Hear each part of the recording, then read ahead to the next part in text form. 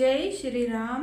तो आज मैं एक कथा सुनाऊंगी। कथा ये है कि एक शराब पे के ऊपर है, जैसे जो नशा करता है, जो शराब वगैरह पीता है, उसके ऊपर कथा है। कथा ये है कि एक पंडित था, जैसे भक्त था कोई भी, तो उसको किसी ने पकड़ लिया। जो भी पकड़ के उसको गए थे, उन्होंने 4 चीज़ें उनके सामने रखी थी।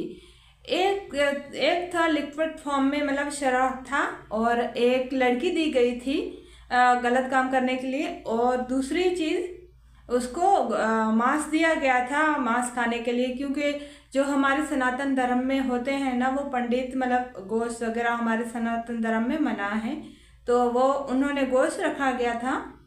तो गोश्त भी रखा गया था, और पैसे भी, जैसे सोने की चीज़ें, सोने की अशरफियाँ, जैसे सोने के सिक्के रखे गए थे। उनको बोला था कि ये जो चीज़ें हमने 4 आपके सामने रखी गई है, वो चारों में से कोई एक चीज़ आप ले लो। तो वो पंडित ने सोचा कि ये 4, अगर गोश्त जो था, जो मांस था, वो था गाय का, तो हमारे सनातन धर्म में गाय को माता माना जाता है, तो इसीलिए तो उन्होंने सोचा कि सबसे बड़ा पाप होता है गोश्त खाना। वैसे हमारे में नहीं खाना चाहिए, किसी को भी नहीं खाना चाहिए। अनगिनत जो ईश्वर ने फल और सब्जियां दी है, तो हमें हमारे धर्म में नहीं है। हमारे धर्म में क्या है, खाना ही नहीं चाहिए, वो खाने की चीज़ है ही नहीं बेसिकली। तो दूसरी बात कि वो 4 चीज़ें रखी गई थी, जैसे शराब, गोश्त, और एक लड़की को रखा था, और सोना रखा था। तो वो 4 चीज़ों में से कोई एक उनको बोला था कि ले जाओ। पंडित को बोला था। तो क्या किया, पंडित ने सारी चीज़ें देखा और सोचा कि ये सारी चीज़ें गलत हैं। और दूसरी बात ये कि शराब एक लिक्विड फॉर्म में है, एक पानी जैसा दिखाई दे रहा था उनको। तो उन्होंने सोचा कि पानी में क्या है, तो उन्होंने सोचा कि मैं चलो यही एक अपनाना है। उन्होंने बोला है कि इसमें से कोई एक चीज़ लोगे तभी हम आपको छोड़ देंगे।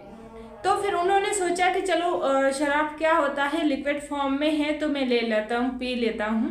तो उन्होंने ये किया कि उसने शराब पी ली। तो शराब पी ली, जब उसको शराब का जब नशा चढ़ा ना, तो उसने जो मांस था वो भी खाया उसने, और जो पैसे थे वो भी उसने लिए, और लड़की के साथ भी गलत काम किया।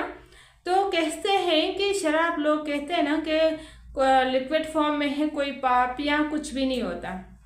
वो शराब तो पाप नहीं होता, लेकिन जो शराब पी के जो पाप किया जाता है वही पाप होता है। और ज़्यादातर लोग ये भी कहते हैं कि शराब पी के हम तो कोई गलत काम नहीं करते हैं, लेकिन ये गलत है। शराब पीना हमारे धर्म में कहीं भी नहीं है।